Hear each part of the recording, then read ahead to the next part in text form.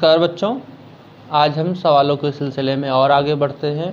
आज का हमारा पहला सवाल है, निम्नांकित वैद्युत परिपथ में बिंदुओं ए तथा बी के बीच तुल्य प्रतिरोध ज्ञात करो। दो चित्र दिए गए हैं, इन चित्रों में आपको सिर्फ एक ही प्रश्न किया गया है कि आप इन दोनों चित्रों का कुल प्रतिरोध कितना होगा, यही आपको ज्ञात करना है। पहला फिगर आपका है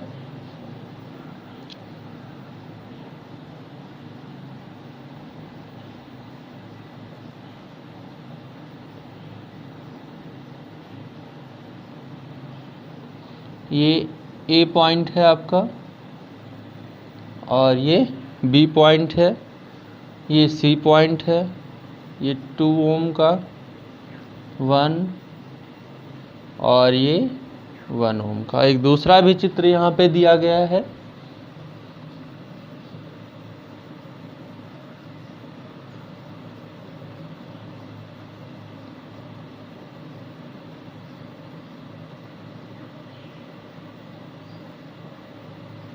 ये आपका ए पॉइंट है, ये बी पॉइंट है, 2 ओम 2 ओम और 2 ओम। आज इसे हम संपूर्ण विधि जानेंगे कि इसको अगर हमसे बोर्ड परीक्षा में पूछ लिया जाता है तो इन सवालों का जवाब हमें किस प्रकार देना चाहिए ताकि हमें पूरा का पूरा नंबर मिले। सबसे पहले आपसे पूछा क्या गया है कि ए और बी के बीच का कुल प्रतिरोध कितना होगा। तो हम क्या करते हैं, सबसे पहले यहाँ पे सबको एक रेजिस्टेंस का नाम दे देते हैं। यहाँ पे लिख देते हैं R1, कोई भी आप R1 R2 R3 किसी का भी नाम दे सकते हो, R2, और ये आपका हो गया R3। अगर आप गौर करें तो यहाँ पे आप देख रहे हैं कि R2 और R3 एक दूसरे के साथ किस क्रम में है, श्रेणी क्रम में है, और इन दोनों के साथ ये वाला जो रेजिस्टेंस है वो समांतर क्रम में है। कैसे, आप ये समझने की कोशिश करो कि अगर मान लेते हैं ए सिरा बैटरी के धन सिरे से जुड़ा हुआ है तो धन सिरा इसमें भी जुड़ा है, धन सिरा इसमें भी, ये देखो धन और धन सिरा। अगर ये सिरा इसका धन है तो ये इसका ये वाला सिरा कौन सा होगा, ऋण होगा, ये कन्फर्म है। आगे देखते हैं, यहाँ पे धन लिखा हुआ है तो सिंपल सी बात है, इस रेजिस्टेंस का ये वाला सिरा कौन सा होगा, ऋण सिरा होगा। ठीक है, आगे बढ़ते हैं। आगे बढ़ने के बाद देखते हैं कि अगर ये दोनों धन है, ये ऋण है, तो यहाँ पे अगर ये ऋण है तो ये इसके साथ किसके साथ कैसे जुड़ा होगा, धन के साथ, और ये इसके साथ ऋण के साथ जुड़ा होगा। ठीक है ना। अच्छा, ये ऋण क्यों होगा ये भी आप कंफर्म कर लो। जैसे ये भी तो हो सकता था कि ये ऋण है, इसके साथ धन के साथ जुड़ा हो, जैसे यहाँ पे ये ऋण था, ये धन के साथ जुड़ा था। नहीं, यहाँ पे अगर बैटरी के धन सिरे से इसे हम जोड़ रखे हैं तो बैटरी का ऋण सिरा भी होगा जो हम बी के सिरे पर जोड़ेंगे। अगर बैटरी का ऋण सिरा यहाँ पे जोड़ेंगे तो ये ऋण हो जाएगा। अगर इसका ये भाग ऋण है तो ये कौन सा हो जाएगा, धन हो जाएगा। तो अगर हम गौर करें तो इस प्रतिरोध और इस प्रतिरोध के ऋण और धन सिरे एक साथ जुड़े हैं। जब धन और ऋण सिरे एक साथ जुड़े होते हैं तो उसे हम श्रेणी क्रम कहते हैं। यहाँ पे लिखते हैं सर्वप्रथम, पूरा हल करने चल रहे हैं, ऐसे ही आपको बोर्ड में लिखना है। सर्वप्रथम R2 तथा R3 के बीच कुल प्रतिरोध।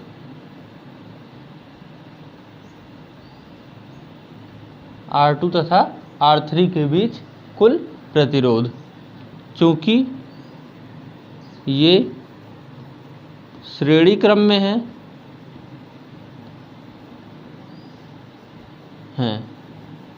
यदि इनके बीच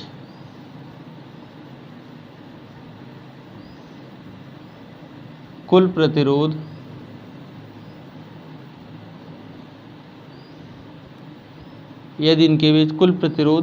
R डैश, देखो जब तक हमें फाइनली रेजिस्टेंस यानी कि जो हमसे पूछा गया वो नहीं मिलता है तब तक हम किसी को R नहीं मानेंगे। R dash, R double dash, R triple dash, ऐसे ही मान करके अपना काम चलाते हैं। यहाँ पे देखते हैं आगे, तो R डैश, तो इनका और इनका योगफल क्या क्या होगा, R2 धन R3, या R dash is equal to R2 का मान 1 और R3 का मान 1 मिला करके 2 ओम हो गया। देखो हमें यहाँ पे हल करना तो आसान होता है, लेकिन इसकी थियरी हम नहीं लिखते हैं, इसलिए हमारे सवाल गलत हो जाते हैं। अब लिखेंगे, अब देखो ये दोनों मिल करके कितने ओम का काम कर रहे हैं, 2 ओम का। और अगर आप गौर करें तो ये दोनों अब 2 ओम के हो चुके हैं, मिल करके एक रेजिस्टेंस का काम कर रहे हैं। और इनका ऋण सिरा, ये देखो ऋण से धन सिरा, धन से जुड़ा है, यानी कि ये दोनों मिला करके इसके साथ समांतर क्रम में है। लिखेंगे अब R डैश तथा R3 समांतर क्रम में हैं। अब AB के बीच कुल, अब हमसे जो पूछा गया था वो हम बता रहे हैं, प्रतिरोध R बराबर R डैश, सॉरी R बराबर नहीं 1 R बराबर 1 R डैश धन 1 R1। ठीक है ना, दोनों का मान, इसका और इसका, क्योंकि इन दोनों का मान कितना आया था R डैश, और इसका मान कितना मान रखा है 1 सॉरी R1 मान रखा है, तो ये हो जाएगा 1 R डैश प्लस 1 R1। आगे हल करते हैं, ये हो जाएगा 1 R बराबर 1 R डैश का मान 2 है, 1 R1 का मान भी कितना है 2 है। आगे हल करेंगे, 1/1 हो जाएगा आपका, ये आधा और आधा मिलके 1 हो जाएगी, पलट देंगे तो आपका जो फाइनली आंसर आ जाएगा R बराबर 1 ओम। ये होगा आपका आंसर। ठीक है ना, चलते हैं अगले क्वेश्चन की तरफ, देखते हैं हमारा अगला क्वेश्चन क्या है। लेकिन उससे पहले अगर आप चैनल पे नए हैं तो चैनल को सब्सक्राइब कर लें, शेयर लाइक कमेंट ना करें, क्योंकि इससे ज़्यादा और कोई मज़ा नहीं ला सकता, इससे ज़्यादा कोई आसान नहीं बता सकता। ठीक है ना, आइए देखते हैं, इसको मिटा देते हैं, आप चाहो तो लिख सकते हो, वीडियो को पॉज करो लिख लो।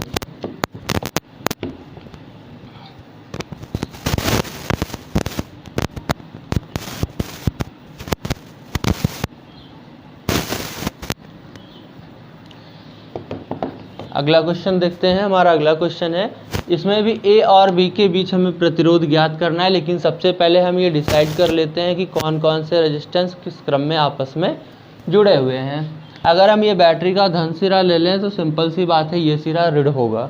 अगर ये ऋण होगा तो इसमें भी ऋण होगा और इसमें भी धन होगा। अगर इस रेजिस्टेंस का ये ऋण है, इसका ये ऋण है, तो इसका ये कौन होगा, धन होगा। ठीक, और इसका अगर इस रेजिस्टेंस का ये धन है तो ये कैसे होगा, ऋण होगा। अब यहाँ पे हम धन ऋण की सहायता से ये ज्ञात कर सकते हैं कि कौन श्रेणी क्रम में है और कौन समांतर क्रम में है। तो देखते हैं कौन श्रेणी क्रम में है, कौन समांतर क्रम में है, ये फाइनल करके इसको भी हल करने का कार्य शुरू करते हैं। ठीक है, तो यहाँ पे मैंने दिखाया ये ऋण है, ये धन और धन है, ये दोनों रेजिस्टेंस के धन सिरे एक साथ जुड़े हुए हैं, ये देखो एक साथ जुड़े हुए हैं, यानी कि ये दोनों धन धन और ऋण ऋण, अर्थात ये दोनों समांतर क्रम में हैं। लेकिन इनका धन इसके ऋण के साथ जुड़ा, अर्थात इन दोनों के साथ ये श्रेणी क्रम में है। तो सबसे पहले हम इनके और इनके बीच का प्रतिरोध निकाल लेते हैं, इनका नाम रख देते हैं R2 और R3, ये हो जाएगा R1। लिखते हैं सर्वप्रथम R2 और R3 समांतर क्रम में है, समांतर क्रम में हैं, तो इनके बीच कुल प्रतिरोध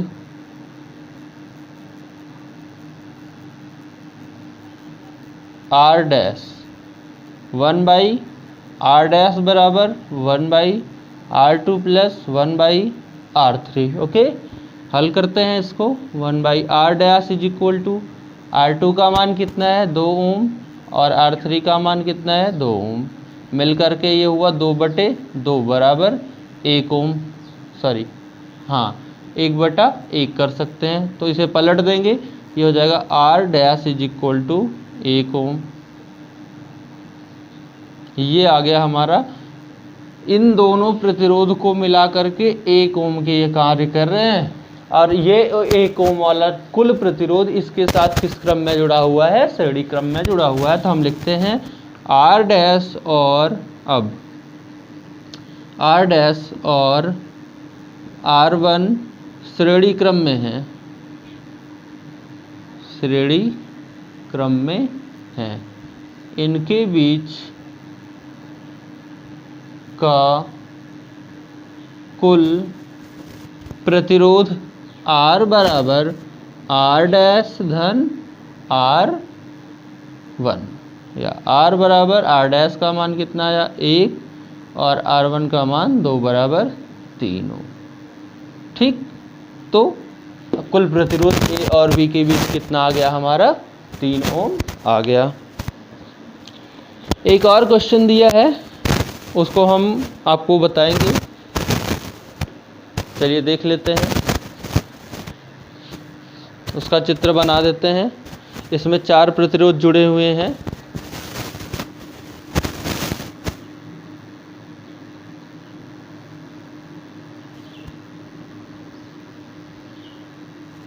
ठीक, A, B, C और D, ये 2 ओम का है, ये 6 ओम का है, ये भी 2 ओम का है, ये भी 2 ओम का है।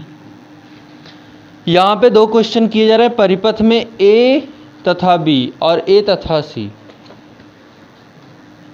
A और B के बीच प्रतिरोध ज्ञात करना है, A और C के बीच प्रतिरोध ज्ञात करना है। 2 क्वेश्चन इसमें किया है, यानी कि एक बार बैटरी के धन सिरे और ऋण सिरे को A और B पर जोड़ेंगे और एक बार बैटरी के धन और ऋण सिरे को A और C पर जोड़ेंगे। ये सवाल आपका है। अब यहाँ पे हमको वही पुराना काम करना है। पहले तो ये डिसाइड करना है कि हम कौन सा हल कर रहे हैं। A और B के बीच प्रतिरोध निकाल रहे हैं, यानी कि बैटरी को A और B पर जोड़ रहे हैं, या बैटरी को A और C पर जोड़ रहे हैं। तो सबसे पहले हम अगर A और B के बीच का निकालें तो A B के बीच, पहला क्वेश्चन ये है कि A और B के बीच का प्रतिरोध हमें निकालना है। तो अगर हम A पर धन जोड़ें तो ये धन, ये धन, यहाँ पे ऋण जोड़ना पड़ेगा, ये ऋण। अगर ये धन है तो ये कौन होगा? ऋण। ये ऋण है तो ये कौन होगा? धन। अगर ये ऋण है तो ये धन और ये ऋण। अगर आप देखें तो यहाँ पे जब हमने बैटरी जोड़ा तो ये और ये श्रेणी क्रम में है, लेकिन ये धन धन ऋण ऋण, इन तीनों के साथ ये अकेला किस क्रम में है? समांतर क्रम में है। तो यहाँ पे हम बता देते हैं सबसे पहले कि जब हम बैटरी को A और B सिरे से जोड़ते हैं तो प्रतिरोध R1, R2, R3 और R4, तो प्रतिरोध R2, R3 और R4 श्रेणी क्रम में है, इसलिए इनके बीच का कुल प्रतिरोध R डैश बराबर R2, R3, R4, R dash बराबर ये 2, 2 और 2, 2 धन 2 धन 2, या R डैश बराबर 6 ओम। यानी कि ये तीनों मिलाकर के 6 ओम का कार्य कर रहे हैं और ये तीनों इसके साथ किस क्रम में है? समांतर में। तो लिखेंगे R डैश और कौन भाई?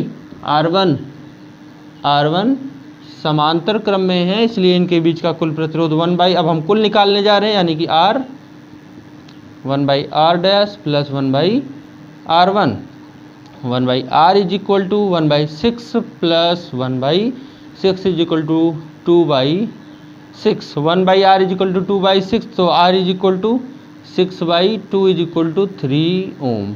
ये आ गया आंसर।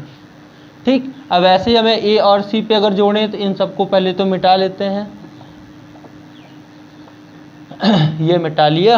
अब अगर मैंने पहले इसको धन से जोड़ दिया तो ये धन हुआ, ये धन हुआ, यहाँ पे ऋण जोड़ा तो ये ऋण और ये ऋण। अगर ये धन है तो ये कौन होगा? ऋण। अगर ये ऋण है तो ये कौन होगा? धन। अगर ये ऋण है तो ये कौन होगा? धन। ये धन है तो ये कौन होगा? ऋण। अगर आप गौर करें तो ये इस बार ये दोनों समांतर क्रम में, देखो धन ऋण जुड़ा हुआ है और धन ऋण यहाँ पे ये दोनों श्रेणी क्रम में है, ये दोनों श्रेणी, ये दोनों, लेकिन इन दोनों के साथ ये देखो ऋण ऋण और धन धन, यानी कि इन दोनों की वैल्यू हम पहले अलग अलग निकाल करके फिर इन दोनों को आपस में जोड़ देते हैं। यहाँ पे बताते हैं कि प्रतिरोध R3 और R4 श्रेणी क्रम में है, इसलिए इनके बीच का कुल प्रतिरोध पहले लिख लेते हैं। जब A C के बीच ज्ञात करना था, तब क्या हुआ कि R3 R3 और R4 श्रेणी क्रम में होंगे। ठीक, श्रेणी क्रम में होंगे तो कुल प्रतिरोध मान लेते हैं R dash is equal to R3 धन R4।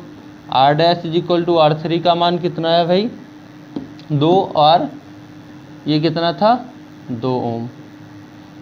ठीक है ना, तो 2 धन 2 बराबर 4 ओम। ये दोनों भी श्रेणी क्रम में है, लिखते हैं तथा R1 और R2 भी श्रेणी क्रम में है, इसलिए इनके बीच का प्रतिरोध R डबल डैश मान लेते हैं। तो R1 धन R2 R dash is equal to ये 6 और ये मिला करके कितना हुआ भाई 8, 6 धन 2 बराबर 8 ओम।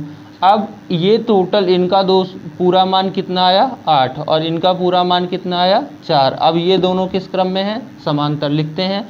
R डैश और R डबल डैश समांतर क्रम में है, इसलिए कुल प्रतिरोध 1/R is equal to 1/R dash धन 1/R double dash. 1/R is equal to 1/4 धन 1/8। इसे हल करेंगे, यह आपका जो मान आएगा यहाँ पे देख लेते हैं। 1/R इज इक्वल टू 8 2 धन 1। ठीक, 1/R इज इक्वल टू 3/8 या R इज इक्वल टू 8/3 ओम। ये हो गया आपका फाइनल आंसर। आज के लिए बस इतना ही, मिलते हैं अब आपको अगली क्लास में, तब तक के लिए खूब अच्छे से मस्त